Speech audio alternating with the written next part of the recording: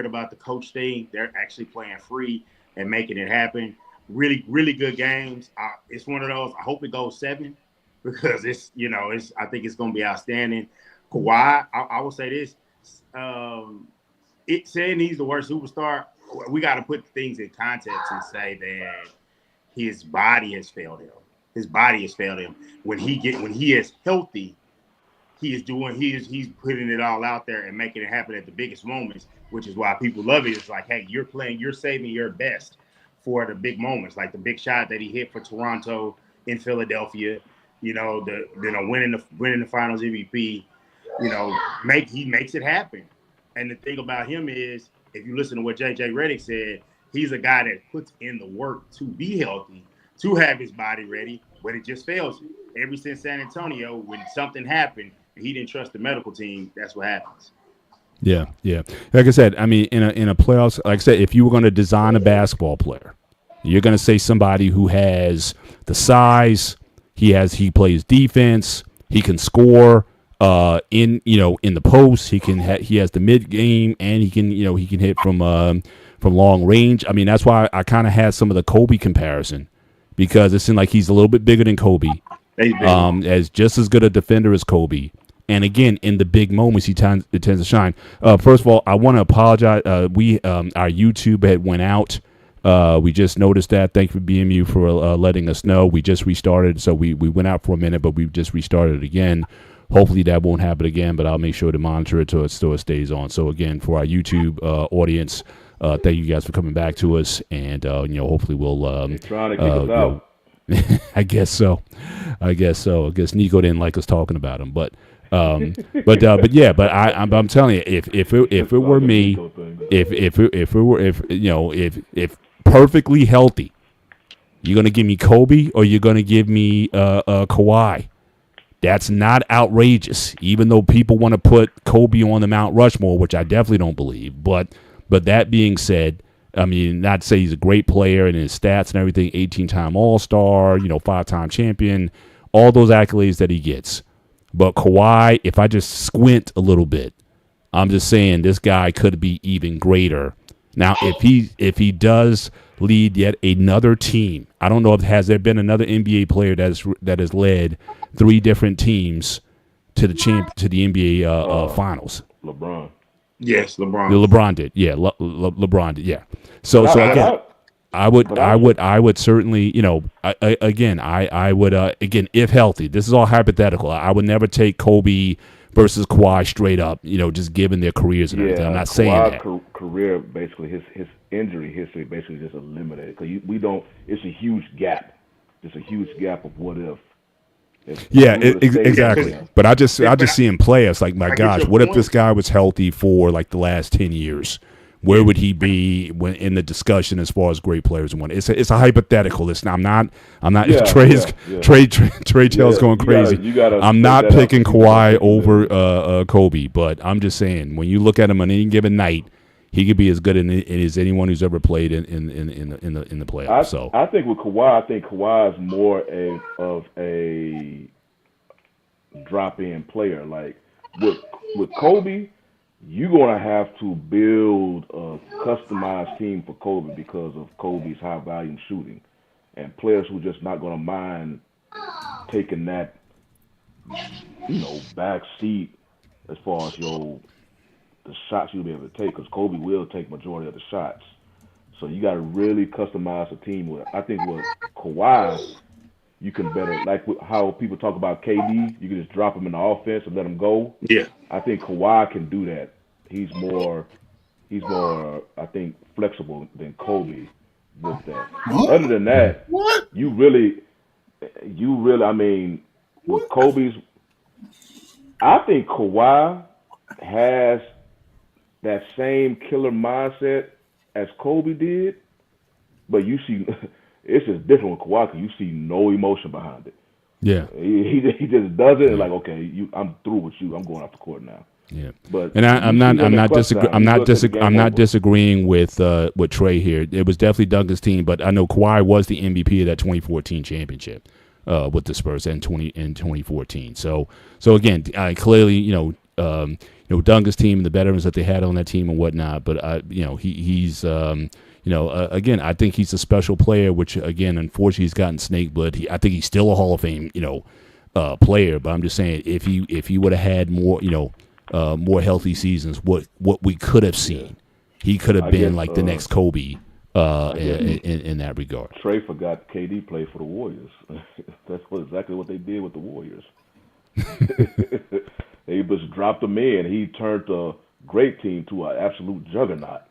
Usually, you see what happened, what's going on in Phoenix, and you can't really put that on KD because he's still getting his. It's them other players. I don't know. They don't know how to do it. But with the Warriors, he was dropped in, add water, and you saw him that team just grows. So there you go. But let's move on to the Lakers Timberwolves series. So again, Timberwolves, obviously they came out hot in that first game, hit 21 threes and whatnot. My only thing with the Lakers, which I'm worried about, is they scored 95 points in the first game, 94 points in the second game. To me, that's not a good formula if you can't score. So I'm worried about the Lakers in terms of their ability to win. Certainly to win, win outright. If they're not going to be able to score, they're going obviously back to Minnesota. So I don't know. I'm concerned about the Lakers, and LeBron hasn't been superstar LeBron. I mean, Luka certainly came to play. So I'm not sure. I'll start with Dante first, since he's the resident Laker fan here. Are you worried about your Lakers at this point?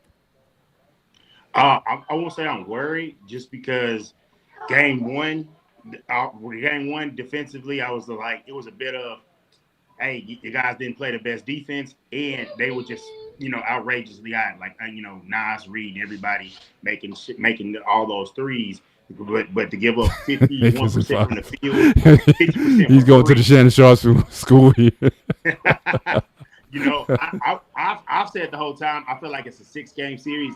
I give Timberwolves that much respect just because of their perimeter defense, which looks like it's giving us a problem. I will say LeBron hasn't really turned up yet and figured it out and got going. So I would say if he gets going, that's going to get more going. And I would say then Austin Reeves it's the 3-headed attack. It's Austin Reeves, of course, LeBron and Luka. And then just you got to get enough from the bench. You got to get enough from Gabe Vincent, enough from Dorian Finney-Smith. You can't really play Dalton Connect, so you got to kind of get a little bit of offense from like your Jared Vanderbilts of the world. But offensively, I want to say how it looks in game 3 on the road. We're not the best road team, so I want to see how it looks after game 3, because the game 3 when it's 1-1 is real pivotal. So, Coach, what are your thoughts on the Lakers series here? I mean, like I said, I'm worried about the offense. I'm not worried about the offense. I'm not worried about, like Trey said in the chat, LeBron, he understands what he's doing. He don't have to be the run down the court at 90 miles an hour man no more. He can pace himself. I see this series going the distance, though, because one thing I can see that is a little different from, the Timberwolves this year than last year, Randall, he has something to prove. Remember, LA traded him, so he's on a mission. And then Ant-Man, he's coming to his own because he understands the pressure that's on this year. So I see him being locked in. I think Luka and LeBron, the stars gonna be stars in this series right here. Mm-hmm. I think it's gonna come down to the others for the Lakers, the Austin Reeves, Finney Smiths, and who else they got? Gabe and all those. Those guys gonna have to play. Vanderbilt. I would play the young white guy because he can shoot. I would play him. He's long, 6'7", 6'8". He can guard. He can get 6 fouls. I know that. But again, this is the playoffs. I see it going 7. LA. I think LA gonna win, but I see it going 7. Shout out to CJ Wilkins, $5 super chat, choke like Becky State in game 2. But I still think the Wolves win both games in Minnesota. So Lakers, Takers, Bakers, Wolves in 6. NBA Finals. The Wolves in 6. That's interesting. All right, and then Black Man dropping in. You can have a second to be active. You better shoot that ball. The Lakers in 5. So obviously, the fan base is split here in terms of the action. Shawnee, what are your thoughts on it? Bless you. What do you see in the series so far? If we talking about the Lakers, Yeah, Timberwolves, Lakers Timberwolves. I'm still picking the Lakers. I think Timberwolves, man. And in fact, with LeBron, the whole thing about LeBron and him pacing, I think what Luka is currently doing is exactly what LeBron wants. Luka is basically running that offense, using it, being aggressive, and LeBron has no problem just playing off of Luka. So I don't think LeBron has any issues with that. I don't know. Luka is coming off to the hot start. And over the past 2 seasons, he's been having his way with the Timberwolves. They have no answer for Luka, and you're seeing that again so far this series. Luka showed up game one. He couldn't do nothing about the 21 3-pointers that they had. So now that they calmed that down, you saw the rest of the Lakers, finally joined the party. But yeah, I still have the Lakers. Either Lakers in 6, or I would not be surprised if this go to 7. But I really, I think if the game go to 7, I think Edwards have to really go off for the Timberwolves to have a chance. But I really do believe that the Lakers, at the earliest, clinch this in 6. I think they're going to steal one game back in Minnesota and regain home court advantage in this series. Yeah. All I know is they say with role players, those shots tend to drop when you're at home. So again, Lakers, I think they definitely need this game 3. Well, Timberwolves proved that false where they were dropping for all of them. And think about it, it wasn't Anthony Edwards who went off. It was Naj Reid and correct. And who was the other player who went off for him? So. Yeah, so I mean, that's the thing. If he hasn't gotten going yet, so if you're waiting for LeBron to show up, if you're waiting for Ant-Man to show up, so certainly, I would say Game 3 is going to be pivotal for the Lakers. If they go down 2-1, definitely it's going to go 7, and don't be surprised at the upset if out there was Jaden McDaniels had 25 in that first game with the Lakers. Exactly. Yeah. That's why I'm like, okay. That goes to show how people just talking about after one game, after one loss. They act like the series was already over. Shout out to Black Man again. You can have bacon, a Jamaican, or Sun Awakening, Lakers in 5. Shout out to man in the building. All right, so next week again we got the let's move over to the East before we get to. I know the Warriors play tonight.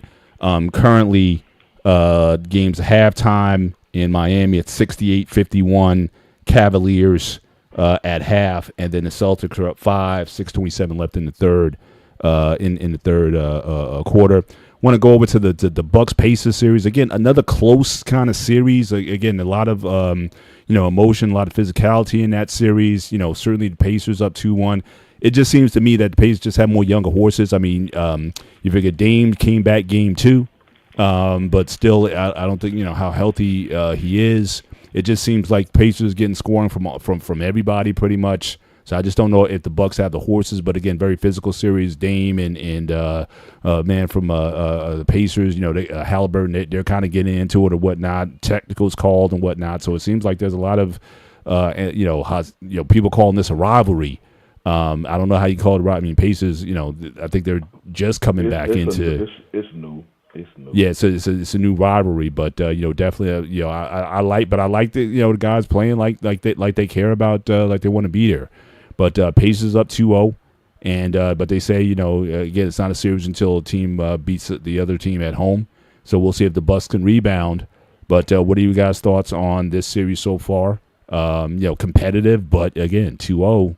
That's a hard hole to come out of. So Shawnee, what are your thoughts? What have you seen in the series so far? Now these two teams, they're I guess disdain for each other just happens through the regular season, and when Indiana started turning the page last season, that's when they started regularly challenging the Bucks. So Pacers are younger, so when they start playing better, they do more talking.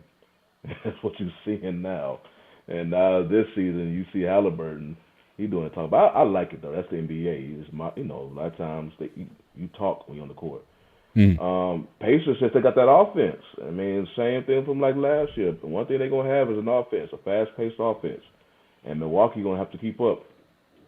You know, I mean, Milwaukee then lost some pieces from, 'cause I think I wasn't Holiday with them when they Oh won yeah, the for the championship run. He Oh was yeah, a definitely. huge factor. Definitely. That's why they Boston won it last year because of Holiday, but they don't have him no more.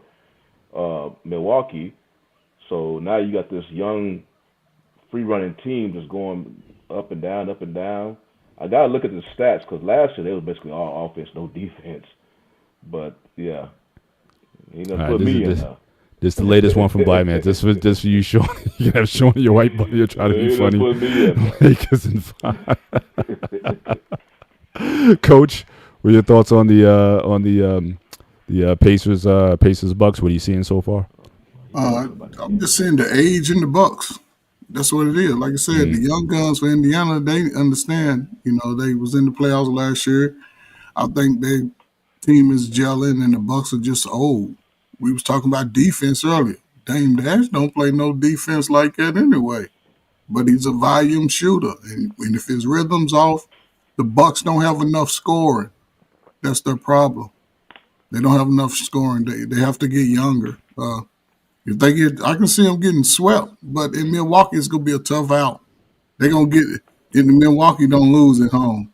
Giannis gets all the calls, everything. Yeah. So Awesome. And for Dante, this is for you, sir. You can have a Dante, a Mayday, or Burger King. Have it your way. Lakers in 5. That's for you, bro. I like that. All right. So what's your thoughts on the series so far? Yeah, so far it's like y'all said, like the Pacers got more juice. I like that it's chippy. I like Halliburton, talking and Dame coming back. Like you said, I agree with Trey. Like Dame's not in rhythm yet. Giannis is playing out, but they just don't have enough, and it's kind of like they're gonna need that home boost to lift them up. Because I think for them to have a chance at winning, they're gonna have to win the next 2, and then make it going back to Indiana and try to pull out a game 5. But I like the way the series is going. Hopefully they can be competitive because obviously if they don't win game 3, it's over. Yeah, for sure. And for the coach, don't. Just wanted for the coach, BMU, he didn't want to make sure that you were missed.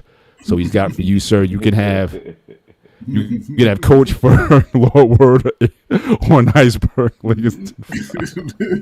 That was for you.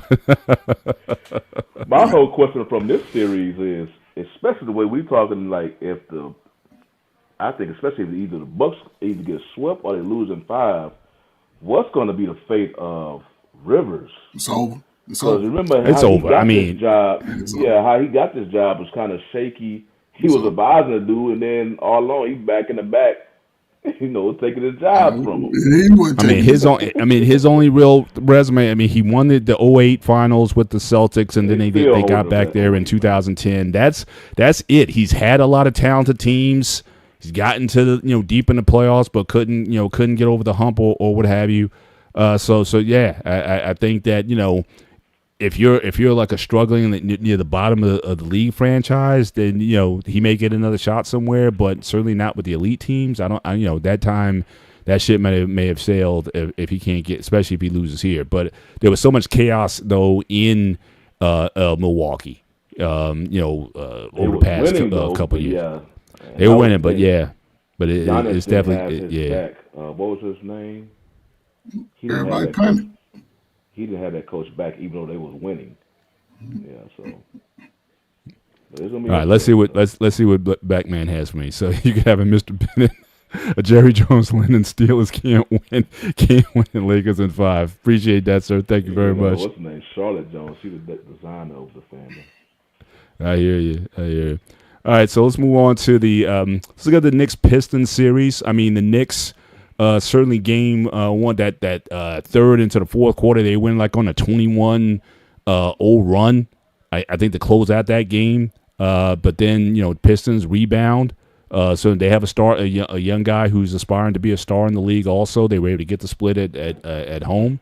What are your guys' thoughts on this series? First of all, just remind me who you guys pick in the series. I think I picked the Pistons to win it overall, and I think this would be the end for Coach Thibodeau, because I think he just runs his players into the ground. He doesn't necessarily utilize his bench a whole lot, and I think, and in fact, especially in this game when you had their big man again did nothing in the second half, and I don't think he took a shot in the fourth quarter.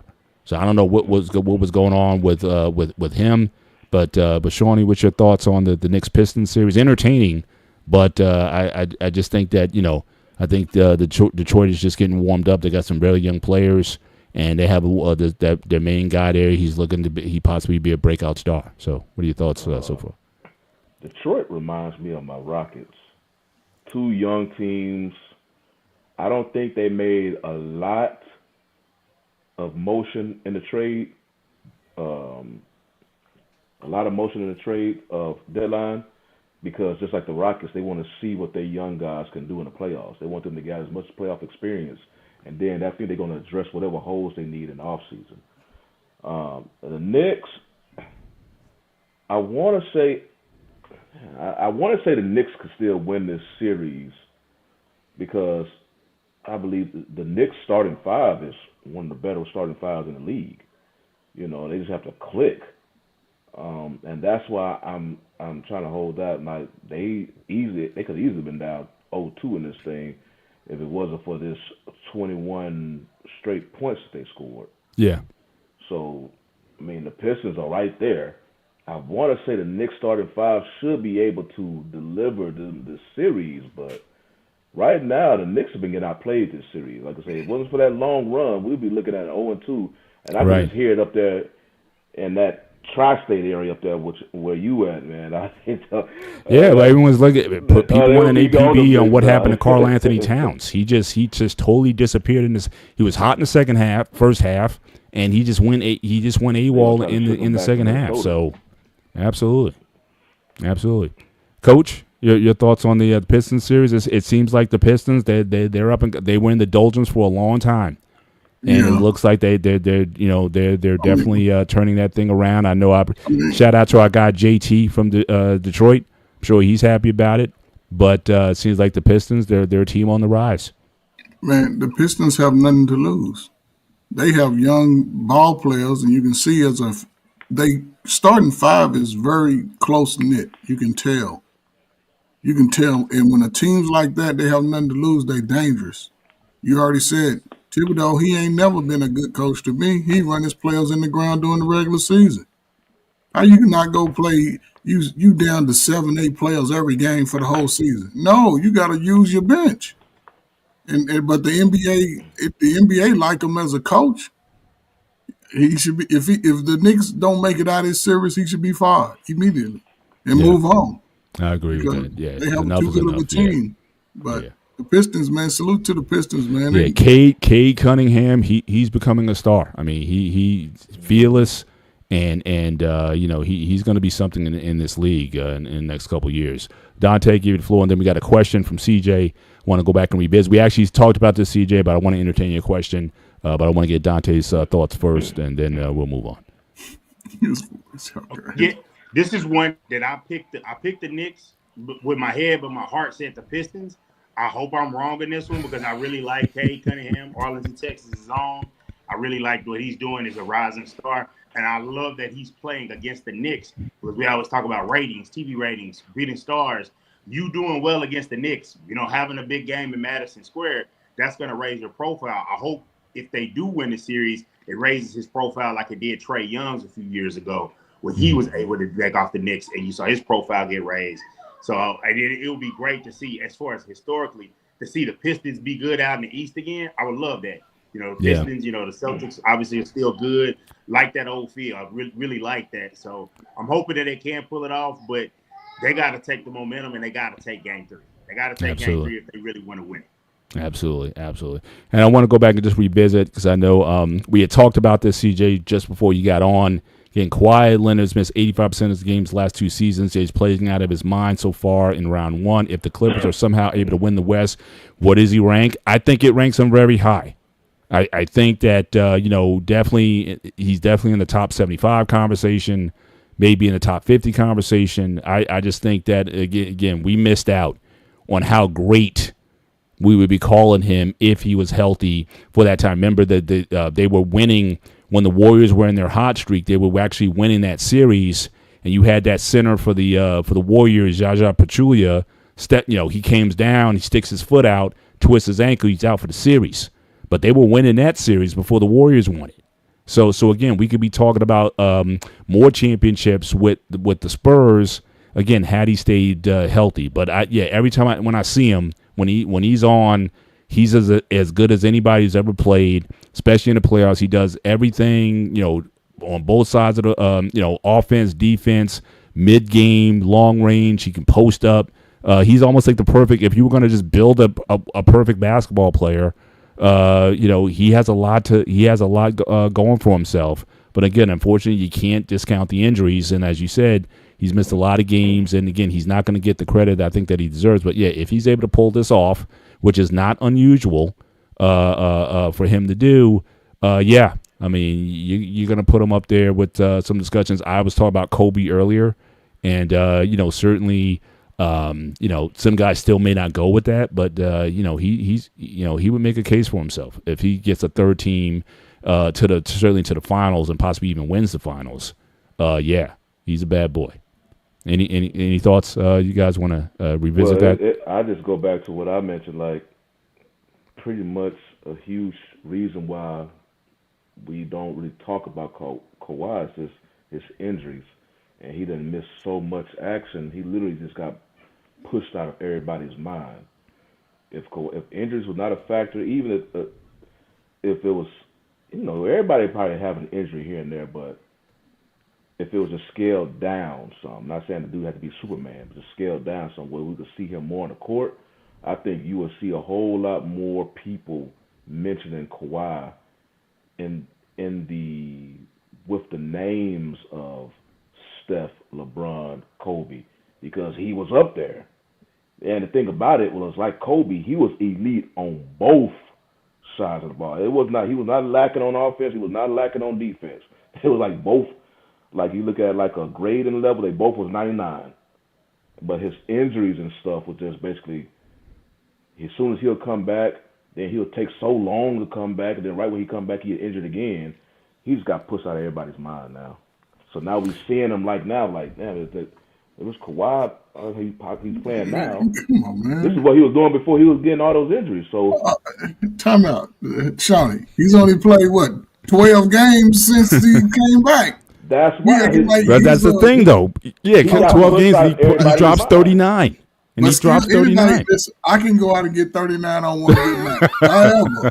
However, I need to see Kawhi for the next 50 games going into next season all the way to the All-Star break. Then he can get everything. But like it's already been said, he's the worst superstar in NBA history. Y'all know nobody that's been missing games like that. And then he come out also and he has to get 35. They say that because they don't talk about his own court skill set. His own court skill set can be on par with anybody in history. Yeah, the fact that he missed so much games, so okay, your immediate team not seeing the benefits of that. And because he does not do anything to promote, now it's like, okay, I guess maybe we could get money from you.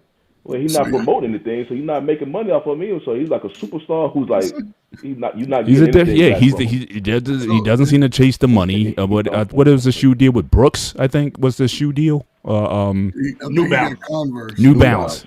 Yeah, the only U.S. made sneaker, by the way, is New Balance. Mr. Bennett, you the GM.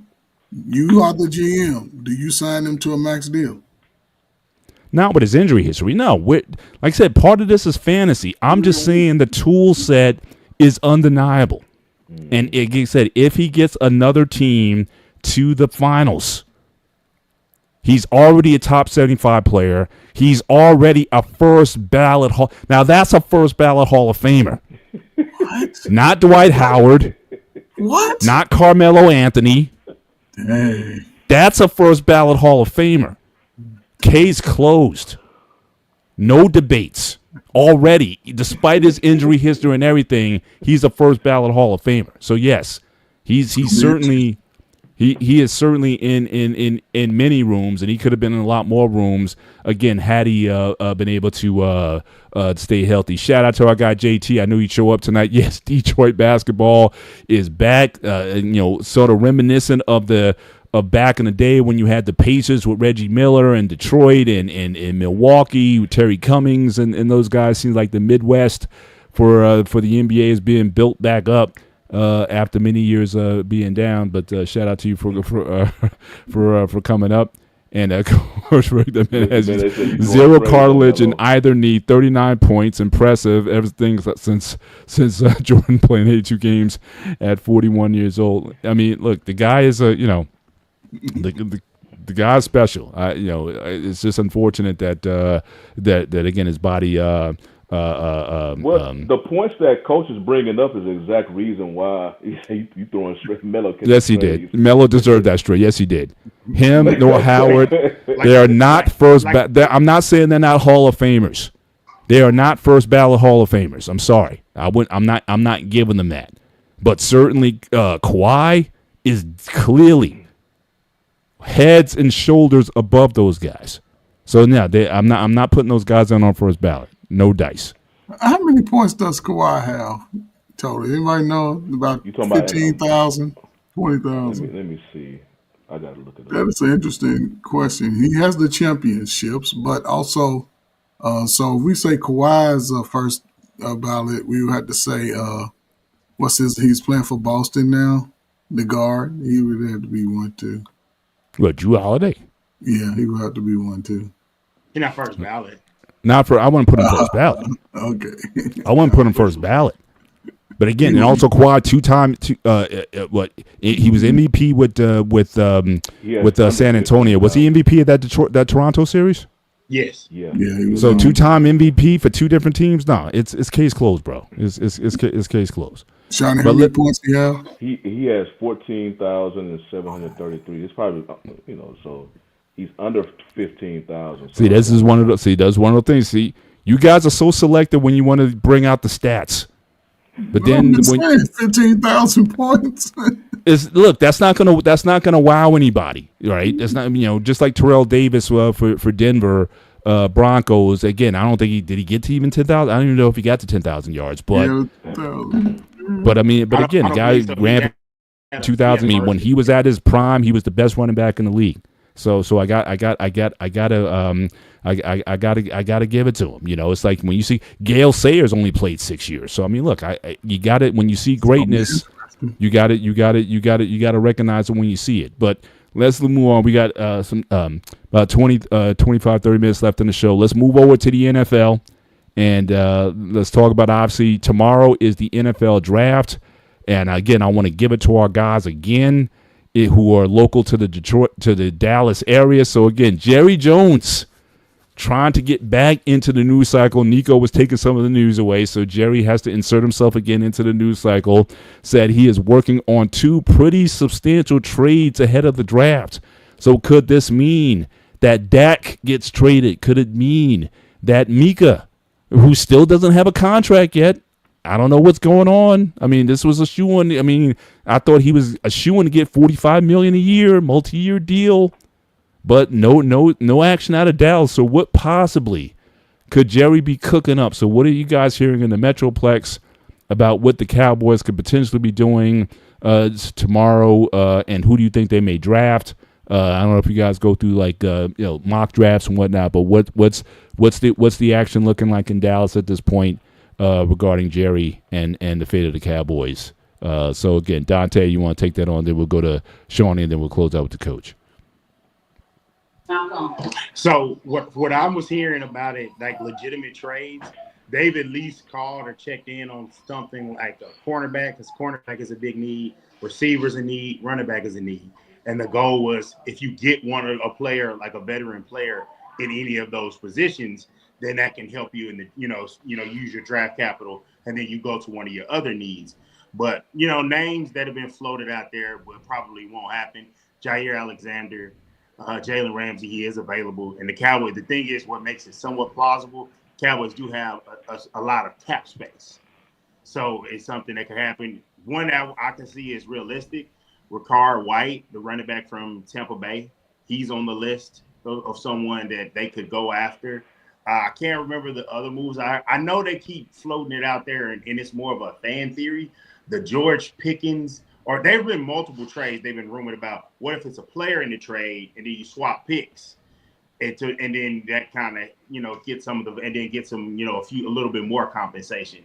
But like somebody like George Pickens, I don't see that happening. I don't see the Breece Hall trade. I don't see that happening just because these are guys that are near the end of their rookie deal, so they're going to get paid. Cowboys clearly.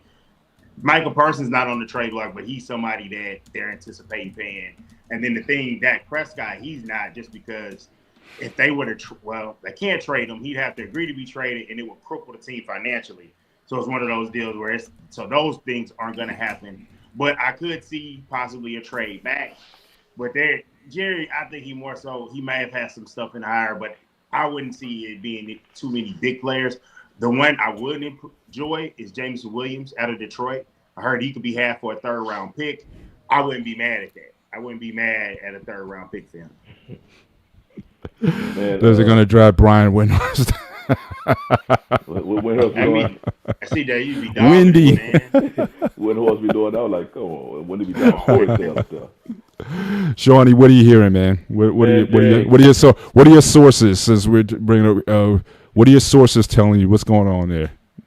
Man, right now my source telling me Jerry ain't cooking nothing but a hot pocket. I ain't worried about what this dude talking about, this trade and stuff, and because just think about how the Cowboys operate.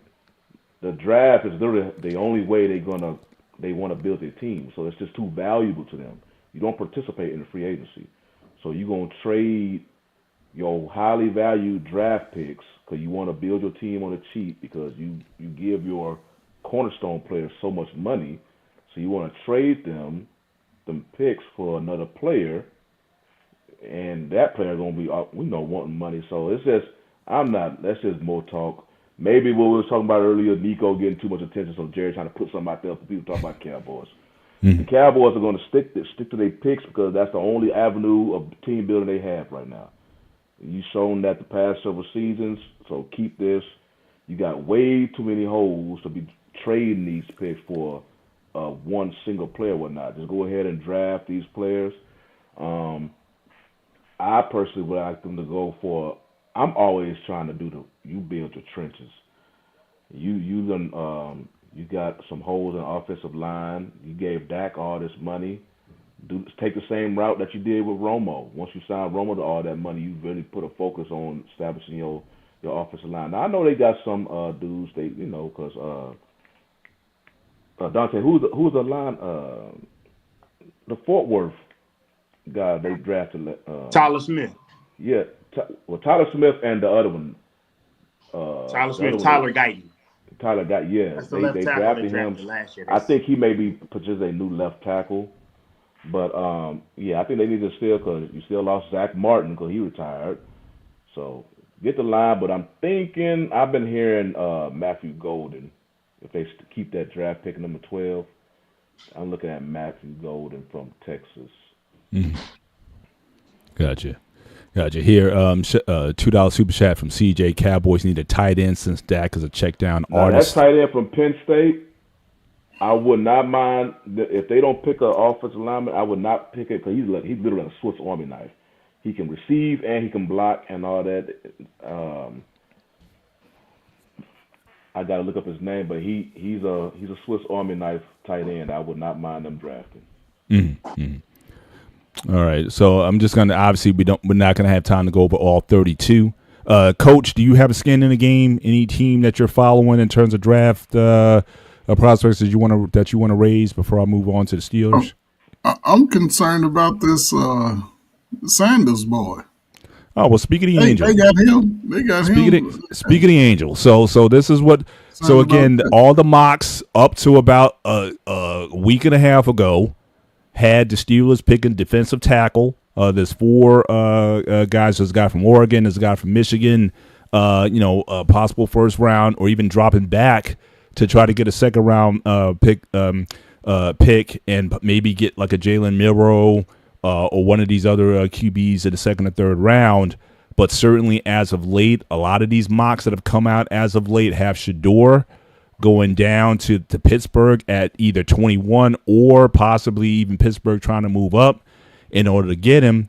His draft stock still seems to be sliding. Again, going into this, he was, considered to be the second or third in the draft. Now, again, concurrent with this, you also had, I don't know if you guys heard the Pat McAfee show last week where Aaron Rodgers makes an appearance and he talks about basically his, for lack of a better word, his exit interview. I got something to say about that, but I'm going to let Coach and Dante. I want to ask you a question on that. Yeah, his exit interview with the Jets, which didn't go well. And so it seemed like he's in a different place right now, whether or not he wants to play. But it seems like what people took from the interview, if he's going to play for anyone, it would be the Steelers. And if the Steelers are able to somehow pull a Sanders, let him sit for a year, or even a Milroe, and let those guys sit for a year, and you go with Rodgers, at QB. I know the Steelers had a press conference a couple of days ago, and they said they definitely want to go into camp with 4 QBs. There's also some talk about even my guy from Atlanta, the guy who makes all the money, possibly him being traded to the Steelers at some point. But certainly that's sort of, the buzz around the room is that they may actually go, if there's an opportunity to grab Sanders in the first round, Steelers may go for it. Tomlin loves him. And so this might be the course of action. So just want to get your thoughts on Sanders. What do you think he may wind up? I know certainly BMU, all the talk was him. It makes sense that he goes to the Saints. I mean, Saints are going to need a QB. That Carr is having season-ending soldier surgery. I can barely say that, but that seems to be the current buzz right now. But the Steelers, they may go aggressive and try to give him. So, what do you guys think of where he may land? And again, any thoughts on the Aaron Rodgers, Pat McAfee interview? And what do you think, this may all wind up at the end of the day? Aaron Rodgers is old. I wouldn't even waste my time and energy picking him up. I would save the resources for other young players. If the Saints let him drop, since he was a good pick for them, however, he's not even in the first round board today. So I would hope that the Saints don't let him go. Don't pass up on him. And if he drops into the Steelers' hands, I think that's probably the best move for him career-wise, because we've seen how Mike Tomlin, for some reason, players play for him. They show up for him with the rags and tags they have. They ain't like the Dallas team. Them dudes be over struggling. But for Tomlin, they show up, and you don't have no issue about players being ready. So I think it'd be a good choice to him. The best scenario I see him as a quarterback would go to Pittsburgh, because they have the offensive coordinators. They're focused on the quarterback, but the Saints would be a fool to let him drop past 12. And I can see the Pittsburgh Steelers moving up to get him, but they're going to have to give up too much. But yeah, so I think it's just a bad rap that he's gotten. He's clearly one of the top. He's clearly number 2 quarterback in the whole draft, but they got the University of Louisville quarterback ahead of him. Makes no damn sense. Yeah. I can see what this is. This is just Jackson Dart also moved up quite a bit. On, He makes no sense, man. So yeah, I don't know, man. Go ahead, Dante. Somebody's passing up on a good quarterback, and I know that you can look at it from a value standpoint, is saying, hey, this player, there's a quarterback tax anyway, because Jalen Milroe, in my opinion, is a second-round player I would take with his physical traits to develop him.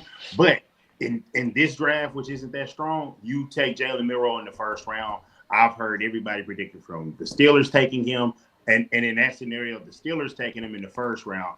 If Shador goes to the Saints at 9, which I think they should do, I saw a mock where it was like the earlier mocks where the Raiders, even though they signed a quarterback with Geno Smith, if them taking him and sitting Shador for a little bit, for probably a season.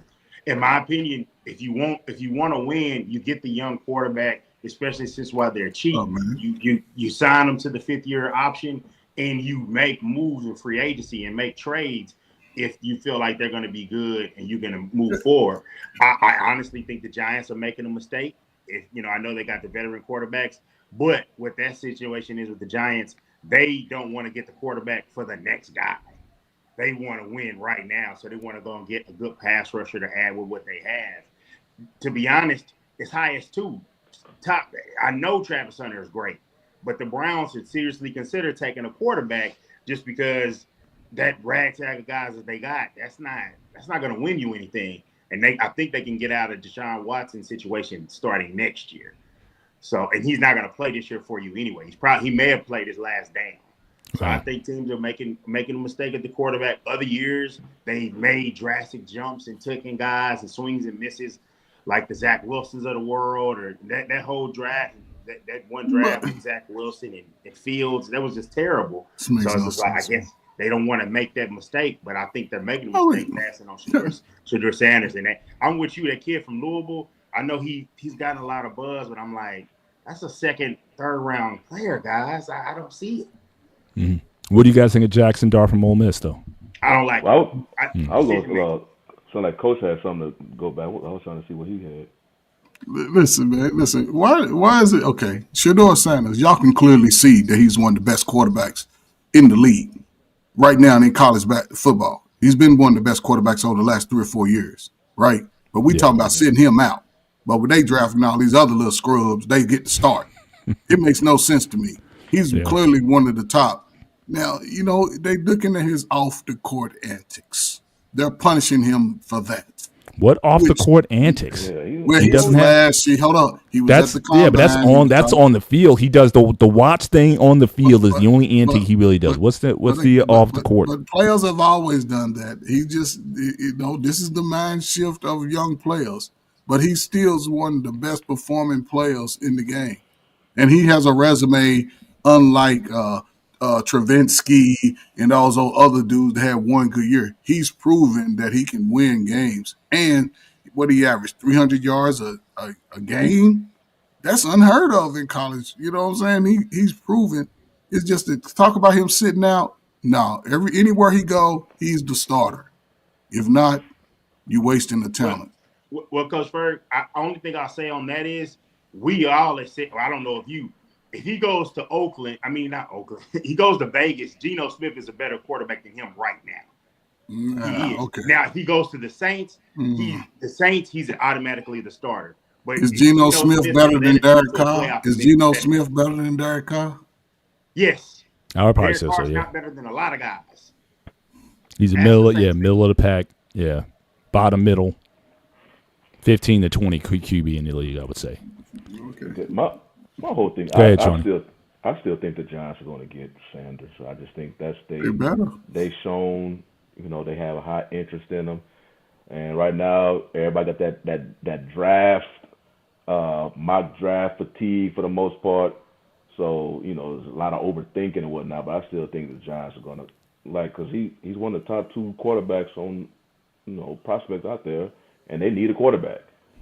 So the only one who they will pick above Sanders is Cam Ward. But we pretty much, even though the Titans trying to say they don't know who they going to pick for number 1, we know who you're going to pick for number 1. You're going to pick Ward. So, but my whole thing, Mr. Bennett, is more aimed towards you. Mm-hmm. So it came when you brought up the Aaron Rodgers thing with Pat McAfee. Aaron Rodgers is basically doing what Aaron Rodgers do. He's basically sitting out and not really giving no team a timeline or where his current mindset is at right now. They don't know if he's going to retire. You don't know what you're going to do. Correct. The Steelers are sitting there literally waiting on. Now, you kind of answered my question when you confirmed that they don't have no problem bringing in 4 quarterbacks on their roster in the camp. But I'm like, okay, y'all going to sit there and wait for Aaron Rodgers to make up his mind some way. Now, unless they probably gave him a deadline, hey, tell us by today, Wednesday, before the draft, which I don't think he did, or do you plan on playing in the 2025 season? Really got to be longer than that. Or are you coming to us So we won't sit here and wait and wait and wait. And, if they got other holes they need to fill on their spot as well. So That's when true. the draft comes and it's time for them to pick, if somehow Sanders is still available, well, they're gonna worry so much about, we got to wait on Rodgers, and just pass up Sanders because they thinking Rodgers, from the conversations they had with him, is going to choose them in the free agency. But now you put yourself at risk because you waiting for this dude who is known to take it. He may sit there and sit out the whole training camp and then make his mind up at the end of training camp. Okay, I come to you. You done wasted a whole lot of time. So that's what my question is like. Do you think the Steelers are going to do that? Because if Sanders, which I don't really think he's going to make it down that far, should they just grab, no matter what Rodgers says, pick Sanders up? It would certainly. I think if he's there, I'd be surprised if they didn't take him. If he somehow drops to 2-1, or if they move up a few slots to pick him, if he's there, I think they'll definitely pick him up. So I think the move. I was like, they ain't gonna have 4 quarterbacks in the roster. Well, the move is going to be so they got 2 on the roster now. They would have to draft 1. So again, you're either pick Sanders. I doubt they would move up and take Milroe in the first round, but I think certainly, again, if he's there in the second or the third, he would definitely. I think they would definitely take him. And now again, I like Milroe. I think that again, you can't teach the athleticism that he has. He has a howitzer of an arm. Again, a lot of guys are comparing him to Anthony Richardson. But I think that again, if you give him the right system and whatnot, I think he can develop. So I would rather take a 3rd round pick on him versus a 1st round on Shador. Again, if you gave me the option, because again, you have these other needs that you need to fill. But again, I think they would definitely sign a veteran. Now it could either be Kirk Cousins, or they may even bring in Ryan Tannehill. So again, you're going to draft a rookie. You have 2 QBs instead. You draft a rookie QB and you sign a veteran, either Kirk Cousins or Tannehill, or if Rodgers does decide. And again, that's the thing is we don't know the conversations. From what I understand from the interview, he was very complimentary of the Steelers. I don't know what back channel that Tomlin has with him, because apparently this is a Tomlin thing that they've been kind of going back and forth on chatting.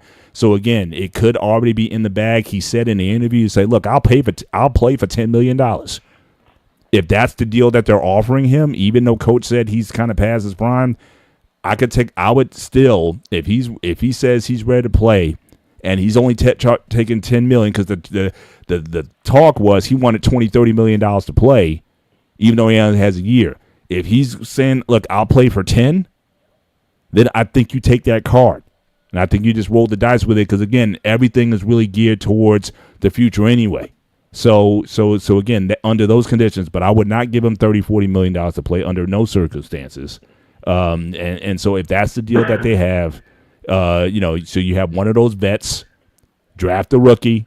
I would choose Milroe if he's available, because again, I'm like Shawnee. I don't believe that Sanders is going to be there at 21, or I don't think he'd even be there at 15. So I think that's what. But I like Milroe. The upside of Milroe over Howard, over the guy from over Jackson Dart, over the who's the guy at Louisville. I like. I know you talk about. I can't. He's an old guy. The guy's like 26 years old. I mean, he's one of them. He's one of those COVID QBs. So I would rather go that route if I were the Steelers. Get your D tackle that you're going to need, because you got an aging D line. Cameron Hayward. He's going to be 36 this year. So get your next D tackle. Get a running back. That's what I'm saying. So if they, ideally, I would rather trade back at 21. I would trade back to in the late 20s with 30. Get a 2nd round pick. So your 1st round pick's a D tackle. Your 2nd round pick, either a running back or QB. Like I said, if Milroe's there in the 2nd round, I grab him. 2nd or 3rd round, get my running back. And then, but 1st round, I'm getting my D tackle. Either the kid from Oregon or the guy from Michigan, whoever's there. There's 4 like legit number 1 D tackles in this draft, and most likely to talk about the guy from Oregon being their pick. So that's kind of what I would do. I would take a step back to enter that extra 2nd round pick, and then go from there. You know what I mean? So that's what I would do. But again, if Shador is there, that's a monkey wrench that may just upend that whole plan, because I just can't see them walking away from that if he's there. But that's, to me, that's a 10%. If I was that's a 10% chance that happens.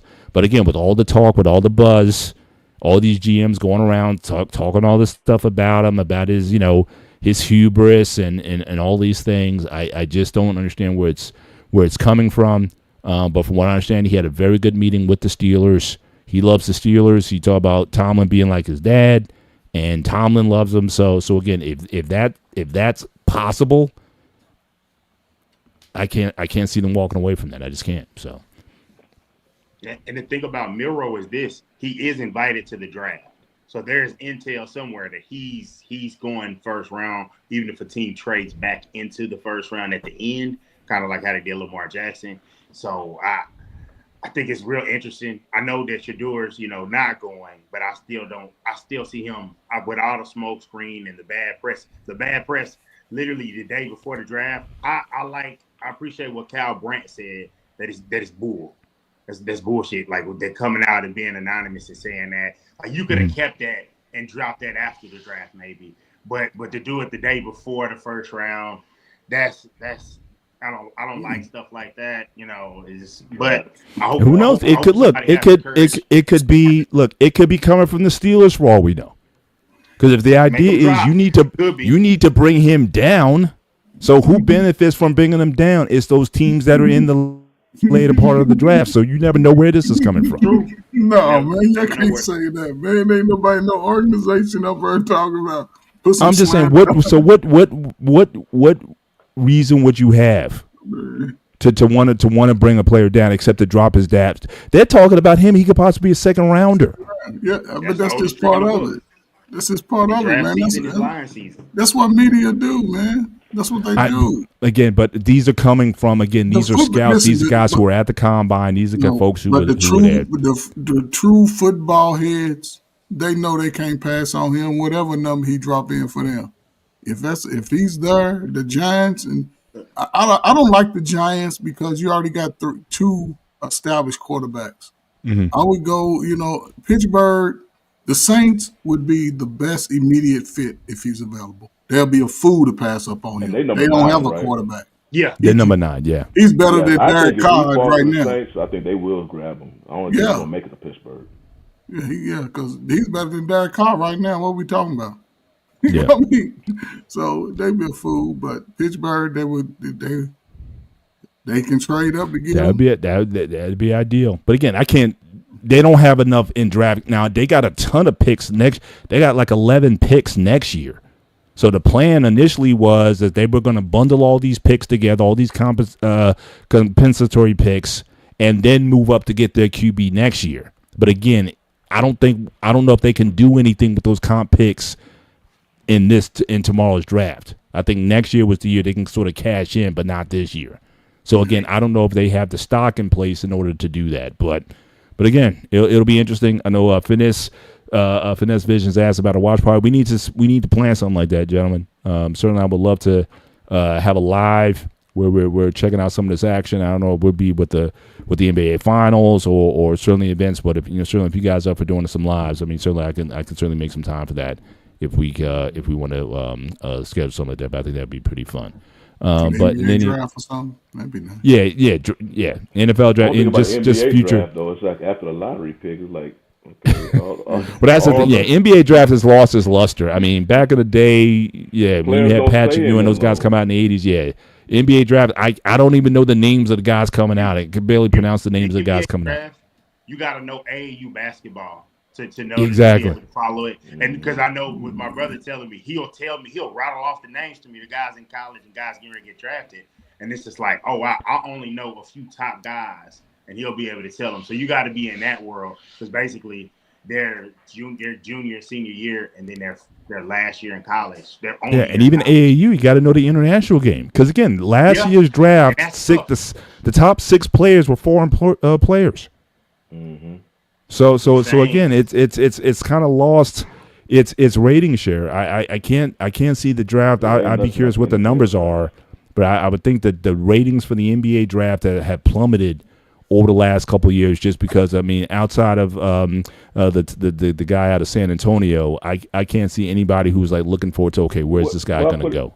I put it like this: the NBA draft is what, 2 days after the finals. It's just that the finals happen, NBA draft, then the NBA is gone. It might be like the next week, and it's like it's immediately after the finals. Yeah, you watch the NBA draft. Same with the WNBA, right? You watch the NBA for the trades. Yeah, the WNBA is right before the season. It was just a few weeks. It was like what, 2 weeks ago, maybe. Yeah, it was like right after the finals, right after the Final Four. I mean, it was. Yeah. College, yeah. Because that was highlighted last year when Caitlin Clark, because she just took her team to the final game. 2 weeks later, she was drafted. Then also she got to go to Indiana. Yeah, same with the woman from UConn. NFL, their season ends early February. Draft is not like 2.5, almost 3 months later. And we talk about it the whole time. There's a build-up. They stretch it out. But then right when Thursday hits tomorrow, that's why they started moving it to different cities, because they recognize, man, this is big. Yeah. I would not want to be in Pittsburgh. Pittsburgh's like a small town anyway. They're going to have it in Pittsburgh next year. I'd be like, if I got some problem, I'm going to do an Airbnb and I'd be out of there. I would not. I wouldn't even want to stay in town, because, I mean, I don't see how they have the infrastructure to, like Green Bay. I mean, I don't see how they have the infrastructure to house that many people. You talk about 500,000 people. I think they're going to have it at Lambeau Field, because I don't think they have. Because normally they don't have facilities, hotels. Where are you going to have like 500,000? I mean, these cities drawing 500,000 people. I don't think there's not 500,000 people that live in Green Bay. Green Bay just there's a place called Appleton that's close by here. Moving, you stay in Appleton and you go to Green Bay. Okay, but how many hotels? I mean, how many hotel? I mean, there's nothing. Green Bay is like the metroplex of that region. So I can't imagine having the capacity for anything of that scale there. But I'm pretty we'll sure see. NFL, when they determine a city they're gonna go to, they look at all of that. But you got to build. It's like having the Olympic Games. You got to build the infrastructure, the airport. Can the airport handle that many people? You come flying on the flights coming to that Green Bay airport. They not used to all the people coming into the area like that. Don't get any delays. I'm just saying. But gentlemen, I think we've come to the end of the show. Again, great chopping it up. Just looking at some of the NBA action. So the Celtics, they seem to take control of I think they won their game. Unfortunately. Right. Heat made it close, 100-91 with 7 minutes left. They're trying to make a game of it against the Cavaliers. So they're trying to hang in there and make it close. But, and the Warriors, they play the Rockets tonight. I think the Warriors, especially with playoff, we didn't talk about that, but I just think playoff Jimmy and Steph, as hot as he's been and whatnot, I just don't think, I think Houston's a little bit too young, doesn't have that experience, and I think the Warriors, I think that'll be, I could certainly see Warriors in 5 in that particular series. I mean, Houston's, again, promising team, but I think they're just not ready for this yet. And Steph, he seems to be playing with a mission that he ain't going out like that. This might be his last year. But he's like LeBron. He's trying to get to another finals at least. So definitely looking forward to that. But again, enjoy the draft tomorrow night. I'm sure gentlemen will be texting each other, going back and forth and whatnot, and seeing how the names drop. Definitely keep me informed. Anything happen in Dallas, and if Dak does get traded, that'll definitely be. We may have to do a live for that. I'm gonna say, bring everybody together. I will certainly go live if he gets traded. He gets traded. So, but I just want to thank everybody for joining us tonight. Again, just make sure you hit the like button certainly before you leave tonight. Really helps the algorithm, and just thank BMU for this platform that we can have this chat. Hopefully, you guys are enjoying it.